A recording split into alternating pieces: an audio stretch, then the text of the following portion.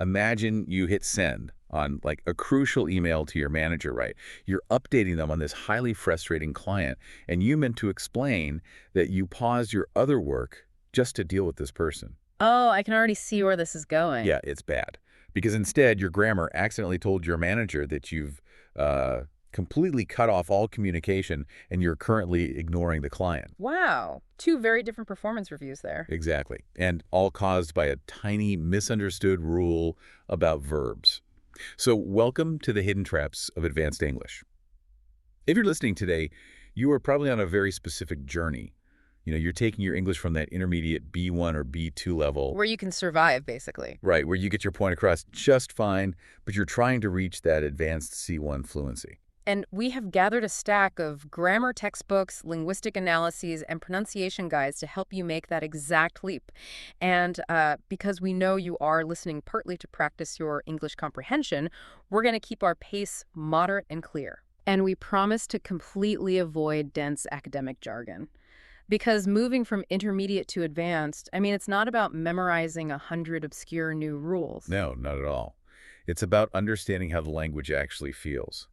And honestly, it's about diagnosing a phenomenon called L1 interference. Right, the classic trap. Yeah, that's when you take the structural habits of your first language, your L1, and you just sort of superimpose English words over them. You're basically translating in your head. Which works perfectly fine for basic survival English. Sure, but in an advanced professional setting, it suddenly creates all this friction, and the deepest trap of all, like the one that causes the most friction for learners, is the ultimate heavyweight grammar match. Oh, yeah. Present perfect versus past simple. It's the big one. It really is. And getting this wrong rarely ruins the literal meaning of what you're saying, but it makes the native listener work so much harder to follow your timeline.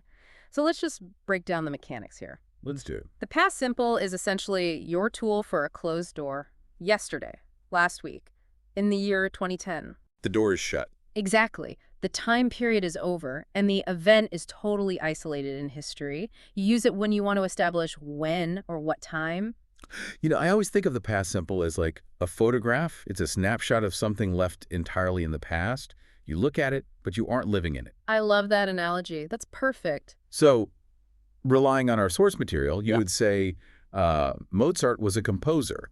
You use that photograph tense because Mozart's timeline is permanently closed. Right. He's not composing anything today. Exactly. But then you have the present perfect, and the textbook definition usually says it's for, quote, unfinished time. Unfinished time, right? Yeah, words like today or this week. Those time periods are technically still happening. But the deeper mechanical truth here is that we use the present perfect for a past action that matters right now. It has a present consequence. Okay, so if the past simple is a photograph, the present perfect is like a bridge. A bridge. It's a bridge connecting a past event directly to the exact moment you and I are speaking. But wait, I have to challenge this whole unfinished time concept for a second. Oh, please do, because this is where learners get incredibly frustrated. They really do. Because if I say to you, I have eaten breakfast, the food is gone. The plate is in the dishwasher. The physical act of eating is 100% finished. Right. So why isn't that a closed door? Like, why do I need a bridge for a finished meal? That is the perfect question. It really reveals the psychology of the tense. The action of eating is finished, yes, but the result of the action is your current physical state. Oh, I see. Yeah, so I have eaten breakfast actually translates to I am not hungry right now. You are using a past action to explain a present condition. Okay, that makes so much sense. Right. If you instead use the past simple and say, I ate breakfast at 7 a.m., you're just giving me historical data. You might actually be starving again right now. Because it's just a photograph of 7 a.m. Exactly. The present perfect tells me about your reality in this exact second. Which explains why the sources use the example, I've repaired the washing machine. It's working now. Yeah. You aren't focusing on the 2 hours you spent covered in grease with a wrench. You're building a bridge to the present reality, which is basically, hey, we can finally do our laundry today. Spot on. And where this gets very, very bumpy in everyday routines is when learners fall back on their native language habits for ongoing situations. Oh, the L1 interference again. Exactly. Say you started living in a city 3 years ago and you still live there. In a lot of languages, you just use the present tense. Right, you'd say, I live here for 3 years. Yeah, and to a native English speaker's ear, that phrase just sort of crashes in midair. It feels broken. It does. The grammar is fractured. Because in English, if a past action stretches into the present, you absolutely must use that bridge. You have to span the gap. Right. You have to say, I have lived here for 3 years, or I have been living here for 3 years. You need the present perfect to connect that past start date to today. So how does this dance actually sound out in the wild? I think we should take this out of the textbook and put it into the workplace. Good idea. Let's say you're prepping for a meeting or maybe giving a project update to a supervisor. We're going to do a quick role play to demonstrate how these two tenses weave together in like a natural office conversation. Okay, I'm game. You play the manager checking in, and I'll be the employee giving the update. Sounds good. Let's run it. Ready when you are. Did you see the client's email yesterday? Yes, I've already replied to it. What time did you send the response? I sent it 10 minutes ago. I've done a lot of work on this project today. And seen. Seen. Okay, let's step out of character and analyze the psychology of what just happened there. Well, the conversation started with my question. Did you see the client's email yesterday? I used the past simple. Did you see? Because I anchored the question to a finished, closed-door time marker. The word yesterday. Exactly. Yesterday is over. Right. And then I responded, yes, I've already replied to it. Yeah. I used the present perfect bridge there. Because the exact time I hit send doesn't really matter to you as my manager in that moment. No, I just want to know if it's handled. Exactly. What matters is the present result. Yeah. The task is off my desk. And our sources point out that words like just, already, and yet act like cheat codes. They really do. They're massive clues. Right, if you're using those words, your brain should automatically reach for the present perfect, like I have already replied or haven't started yet. Yeah, that's a great tip. But then the psychology of our conversation shifted. Once we established the present reality, that the email was handled, my managerial brain wanted the historical detail. He wanted the data. Right. So I asked, what time did you send the response? Because I demanded a specific time, I forced our dialogue right back into the past simple. And I had to follow the rule. I said, I sent it 10 minutes ago. Because 10 minutes ago is a finished, specific moment in history. The photograph. Exactly. But then I immediately jumped back to the present with my final thought. I said, I've done a lot of work on this project today. I used the bridge, I have done, because the time period today is unfinished. I mean, I might do even more work before I log off. And notice how fast that shift happens in real life. It's constant. We use the present perfect to announce a piece of news or like a recent happening. But once the news is introduced and both speakers acknowledge it, we switch to the past simple to dig into the specific details of when, where, and how it happened. Mastering that pivot is really what makes you sound like a native speaker in a meeting. Absolutely. Getting the timeline right prevents that conversational friction. But there's another layer of advanced English that goes way beyond friction. Oh, we're going there. We are. We are entering what we can call the danger zones. I like that, the danger zone. It's those vocabulary and grammar nuances that completely reverse the reality of what you're trying to say. Which brings us back to that terrifying email scenario from the very beginning of our deep dive, the stop trap. Right, this is huge. This involves verbs that change their fundamental meaning, depending on whether they're followed by an in-time word or the infinitive word to. Yeah.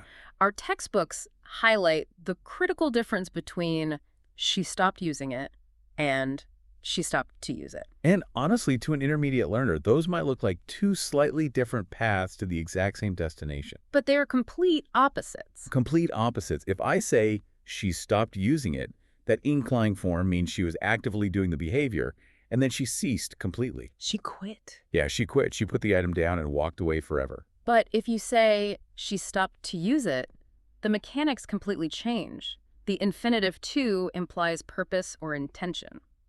Intention. Right. It means she was doing something completely unrelated. She paused her current activity in order to use the item. Which takes us straight back to that disastrous email to the manager. Yes, the performance review scenario. Exactly. If you write, I stopped to email the client, you are telling your boss, hey, I paused all my other important work so that I could dedicate time to writing this client. You look incredibly attentive. You look like a great employee. Right. But if you write, I stopped emailing the client, you are basically declaring, I completely cut off communication. I am giving them the silent treatment. It's a massive structural difference hiding in 3 little letters. It really is. And it perfectly highlights why direct translation fails at the advanced level. You cannot translate word for word. You have to translate the underlying mechanism of the grammar. And speaking of mechanisms that learners struggle to translate, let's tackle prepositions. Oh, prepositions, the ultimate headache. So true. Often, learners treat English prepositions like rolling dice. They just sort of guess whether to use in, on, or at, because it just feels completely arbitrary. It feels like there are no rules. Right. But English isn't just a random list of rules. We actually constantly visualize abstract concepts as physical objects in space. Yes, that spatial logic is the absolute key here. Our sources specifically highlight the struggles of Portuguese speakers, for example. Okay. They have a very versatile preposition, that covers so many different contexts. When they bring that over to English, they get really tangled up. But like you're pointing out, we can actually find the physical logic behind English prepositions. Well, let's test that theory with the examples from the textbook. Yeah. A huge mistake learners make in the office is saying depend of instead of the correct phrase, depend on. Right. Depend on is correct. But why is it on? Because in English, we treat responsibility like literal physical weight. Oh, that's a great way to picture it. Right. If a project depends on the budget, we are visualizing the project literally resting on top of the money. It's carrying the weight. Exactly. Right. If the money moves, the project falls. You can't say depend of because of doesn't provide a physical foundation. That physical metaphor clarifies so much. Let's look at another really common error. Learners often say, I am concerned for this, when a native speaker would definitely say, I am concerned about this. About? Right. Think about the spatial reality of the word about. It means circling around the perimeter of something. Like walking about town. Yes. When you are concerned about a problem, your mind is physically circling the issue, examining it from all sides. Concerned for usually implies acting on behalf of someone else's well-being, like, I am concerned for my grandmother. Okay, let's do one more that always creates a super funny mental image for me. Go for it. In small talk, an intermediate learner might say, he is married with a doctor. Oh, yes. I hear this all the time. But in English, the phrase is married to a doctor. Right. Why is that? Well, think about the physical direction of the word to. It implies a tether, a link between point A and point B. Two people are joined to each other. Exactly. Because if you say married with a doctor, the word with just means standing next to someone in the same space. Yeah, side by side. So, I'm married with a doctor. Sounds like you and the doctor went to the courthouse together, stood right next to each other, and both married entirely different people at the exact same time. It creates a very confusing narrative. It really does. But the textbook advice here is crucial. Diagnose before you drill. Do not try to memorize a dictionary of 1,000 English prepositions. It won't work. No, it's possible. Instead, identify the specific spatial mistakes your native language is forcing you to make. If your brain defaults to the equivalent of with for marriage, target that specific L1 interference. Just that one habit. Right. Once you understand the physical metaphor English is trying to build, the prepositions stop looking like a random roll of the dice. So we've covered the timeline of tenses, the danger of meaning-shifting verbs, and the spatial reality of prepositions. But, knowing the mechanics on paper is really only half the battle. Unfortunately, yes. Because if you don't pronounce the grammar correctly, all that hard work just evaporates in a real conversation. This is a massive hurdle for both your speaking fluidity and your listening comprehension. It really is. You can write a flawlessly structured present perfect sentence, but if the rhythm of your speech is broken, a native speaker's brain will still completely derail trying to understand you. Right. Our sources point out a very specific pronunciation trap for regular past simple verbs, the ed mending. Oh, this is a nightmare for speakers whose native languages do not have consonant clusters. Yes. Which is basically when a language smashes a bunch of hard consonant sounds together without any soft vowels in between. People want to vocalize every single letter they see on the page. Naturally. Let's look at the actual mouth mechanics of the rule. The general principle is that the E in the ed ending is completely silent, unless the main verb ends in a T sound or a D sound. Okay, so give us the physical reason behind that contrast. Like, why do T and D get special treatment? Honestly, it just comes down to human anatomy. Take the verbs ate or shade. They end in a hard T and a hard D. Right. If you try to force another D sound at the very end to make it past tense, like bait D, Your tongue literally cannot do it without a vowel to reset its position. Your tongue just gets stuck. Exactly. So English requires you to vocalize the whole ending. You physically have to say baited or shaded. You clearly hear the ed as its own distinct syllable. But what about a word like learn? That ends in an N sound. Right. Because it ends in N, your mouth does not need a reset to make a D sound. They can blend perfectly together. Oh, I see. So the E in the past tense goes entirely silent. You just attach D to the end. It's pronounced learned. One single smooth syllable. Learned. Yes, it is absolutely not pronounced learned. Well, let's explore the consequence of getting this wrong. If a learner accidentally vocalizes that silent E's, like if they say learned or work ed instead of worked, does it just sound like, I don't know, a charming foreign accent? Yeah. Or does it actually break the machinery of the conversation? It breaks the machinery. Really? Yeah. To understand why, you have to understand that English is a stress-timed language. In many other languages, which are syllable-timed, every single syllable gets an equal beat, sort of like a metronome. Okay, tick, tick. Exactly. But English operates more like a jazz drum beat. A jazz drum beat. I like that. The rhythm is built on stressing the important words, nouns, verbs, adjectives, and physically squishing the unimportant words to fit the beat. So when you vocalize a silent E, you're fundamentally changing the shape of the word. You are adding an entirely new drum beat to the measure. Bingo.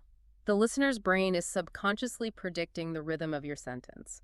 They expect a one-syllable beat for learned. Right. So when you give them a two-syllable word, learned ed, they actually have to pause their own processing, mentally recalculate the shape of the word, map it to their vocabulary, and then try to catch up with the rest of your sentence. Wow, that causes immense cognitive friction. Huge amounts of friction. Which really proves why active listening practice is so critical. Huh. You just cannot learn this by staring at a textbook page. No, you can't. Your eyes will see the E in worked and demand that you say it out loud. You literally have to train your ears to hear how native speakers swallow that letter and mash the consonants together.